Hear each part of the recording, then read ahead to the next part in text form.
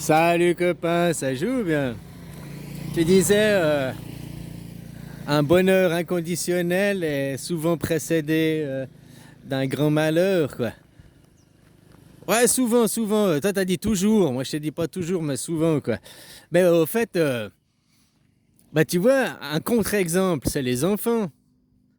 Si t'as des enfants, tes enfants, ils t'amènent à un bonheur inconditionnel, tes enfants, un amour inconditionnel.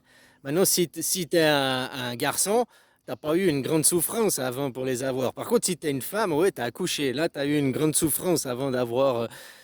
Tu vois, ça, c'est un contre-exemple, quoi. Après, bien souvent, ouais, souvent, t'as une grande souffrance qui après te fait réaliser un grand bonheur ou un truc comme ça. Ouais.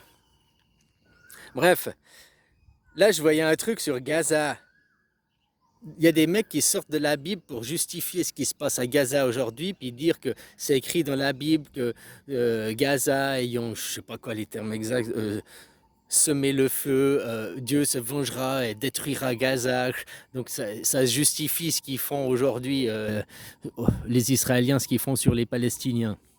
Sauf que c'est faux. C'est l'inverse.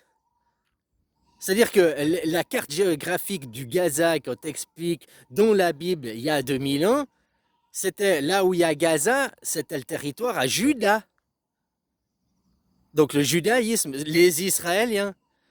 Donc quand c'est écrit qu'il reviendra pour foutre le feu à Gaza et se venger, c'est pas sur les Palestiniens, c'est qui occupait les lieux? Juda. Donc il va venir se venger sur les judaïstes, sur les Israéliens. C'est les Israéliens qui doivent en chier, c'est les Israéliens qui doivent souffrir, c'est les Israéliens qui répandent le mal, qui répandent la guerre à travers le monde. C'est pas les Palestiniens qui font la guerre, c'est pas les Palestiniens qui colonisent, c'est les Israéliens.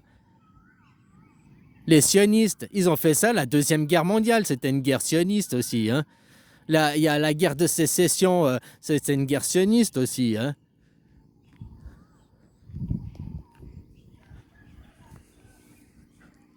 Le sionisme, il utilise c'est un mouvement politique, le sionisme, hein, c'est pas religieux. Après, il utilise la religion, des prétextes fallacieux pour arriver à sa sale besogne.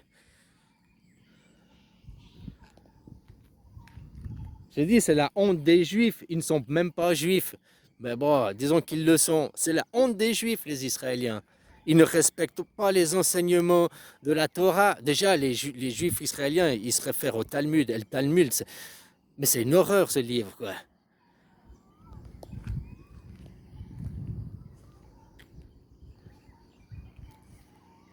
Bref, eux, ils disent que c'est la Torah, leur livre. Et bien, dans la Torah, il y a que des enseignements saints. Hein.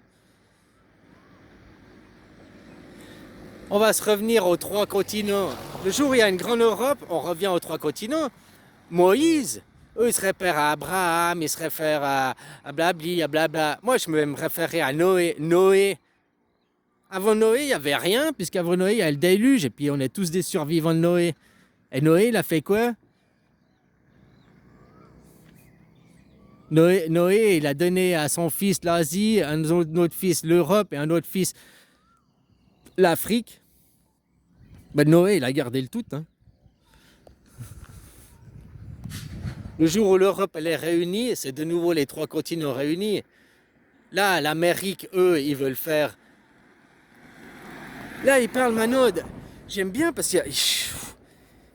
Ouais, il y a des gens que j'ai vus qui adorent Trump, qui disent que Trump va être le nouveau empereur du monde, machin, Trump ou Musk, enfin eux deux, avec l'impérialisme américain.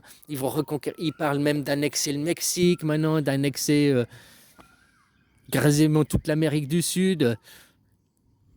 Les nazis avaient la même chose, hein, l'impérialisme, tout, prendre le contrôle sur les nations, les multinationales qui prennent. Et les gens ils trouvent ça bien, ils trouvent que c'est le futur, que c'est. On est en train de perdre tous nos acquis, on est en train de perdre tout ce qu'on a gagné. Le jour où c'est l'État, il fixe la loi.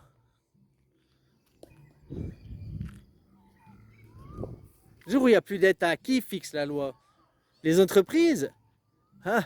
Elles le font déjà aujourd'hui, les entreprises. Elles fixent déjà la loi, elles dirigent sur les États.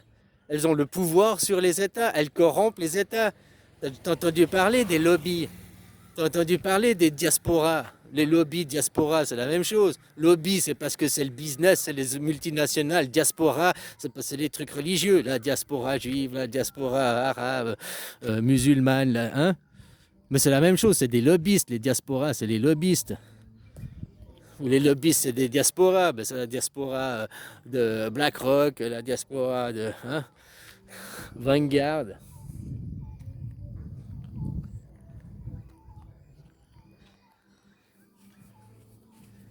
Alors voilà, eux ils justifient. Maintenant, je vois des gens qui trouvent dans la Bible, ouais, Gaza doit être rasé et tout, parce qu'ils ont semé le feu.